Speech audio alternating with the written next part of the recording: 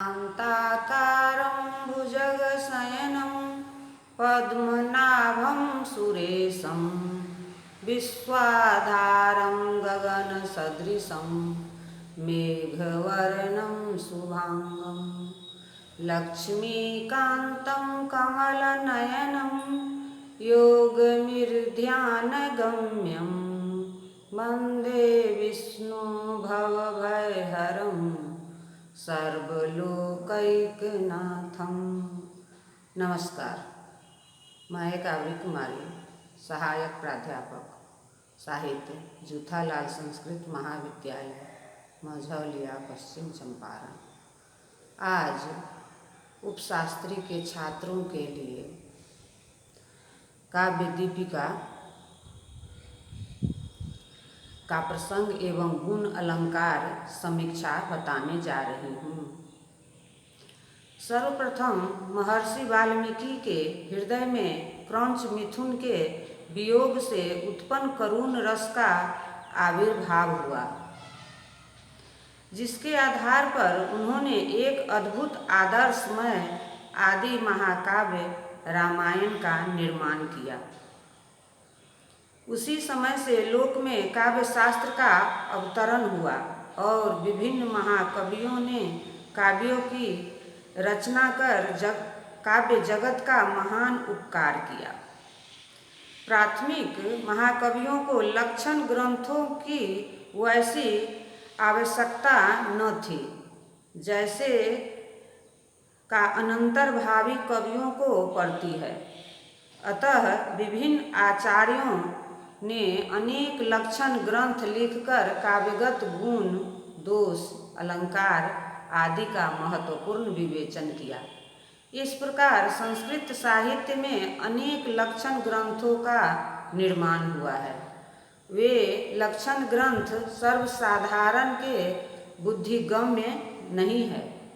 इसलिए कलकत्ता विश्वविद्यालय के संस्कृत साहित्य के अध्यापक विद्वदर विद्यारत्न श्री कांति चंद्र भट्टाचार्य ने अलंकार शास्त्र के सामान्य ज्ञान की प्राप्ति के निमित्त काव्य प्रकाश, काव्यदर्श, साहित्य दर्पण आदि ग्रंथों के लक्षणों को उद्धृत कर उस पर अपनी सरलतम वृत्ति लिखकर रघुवंश, शिशुपाल वध, किरातार्जुनीय, अभिज्ञान शाकुंतल, वेणी संहार, उत्तर रामचरित आदि काव्य नाटकों का उदाहरण देकर अत्यंत उपयोगी काव्य दीपिका नामक ग्रंथ को प्रस्तुत किया। काव्य दीपिका 8 शिखाओं में विभक्त है। परिशिष्ट के रूप में नवम शिखा या अष्टम शिखा लोक भी है। इनमें निम्नांकित विषयों का समावेश है। प्रथम शिखा में काव्य का प्रयोजन, लक्षण और उदाहरण है। द्वितीय शिखा में अभिधा, लक्षणा और व्यंजना शक्तियों का निरूपण है। तृतीय शिखा में काव्य भेद, रस भेद और ध्वनियों का भेद वर्णित है। चतुर्थ शिखा में दृश्य, श्रव्य, काव्य, नाटक आदि नाटकोपयोगी वस्तुओं का वर्णन है। पंचम शिखा में दोष स्वरूप और दोष विभाग का प्रदर्शन है। षष्ठ शिखा में गुण का लक्षण और गुणों के भेदों का विवेचन है। सप्तम शिखा में रीति का लक्षण और भेद वर्णित है। अष्टम शिखा में अलंकारों का लक्षण, उनके भेदों का प्रतिपादन है। परिशिष्ट नवम शिखा या अष्टम शिखा लोक में अर्थालंकारों का निरूपण है। गुण अलंकार समीक्षा। भामह और दंडी न गुण एवं अलंकारों को काव्य में समान स्थान दिया है और वामन ने गुणों को काव्य में सर्वप्रधान माना है। उद्भट के पूर्ववर्ती कुछ आचार्यों ने गुणों और अलंकारों में भेद माना है। जिसका खंडन करते हुए उद्भटाचार्य ने कहा है कि जिन विद्वानों ने गुणों को मनुष्य में शौर्य आदि के समान समवाय वृत्ति वाले और अलंकारों को हार आदि आभूषणों के समान संयोग वृत्ति वाले बताकर गुण और अलंकारों में भेद माना है, वह भेड़िया धसान मात्र है। क्योंकि शौर्य आदि गुण और हार आदि आभूषण लौकिक होने के कारण इन दोनों में भेद माना जा सकता है, किंतु काव्य में गुण एवं अलंकार दोनों ही अलौकिक होते हैं, अतः इन दोनों में समवाय ही है। किंतु आचार्य मम्मट ने न तो भामह और दंडी के मतानुसार गुण आदि अलंकारों को समकक्ष माना है और न वामन के समान गुणों का काव्य में सर्वोपरि प्राधान्य ही स्वीकार किया है।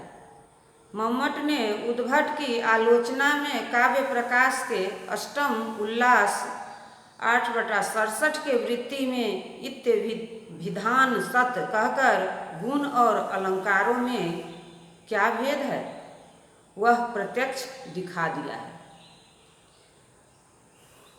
ए रसस्यांगिनो धर्मा शौर्यादयैवात्मनः उत्कर्ष हेतवस्ते स्युरचल स्थितयो गुणाः उपकुर्वन्ति तं सन्तं एयंगद्वारेण जातुचित् हारादिविदलङ्काराश्रिते प्रासोपमादयः। इनमें गुणों को काव्य में प्रधान भूत रस के धर्म, रस के उत्कर्ष और रस में अचल स्थिति से रहने वाला बताया है और अलंकारों का सामान्य लक्षण लिखा है कि काव्य में अंगी रस है और शब्द एवं अर्थ उसके अंग है।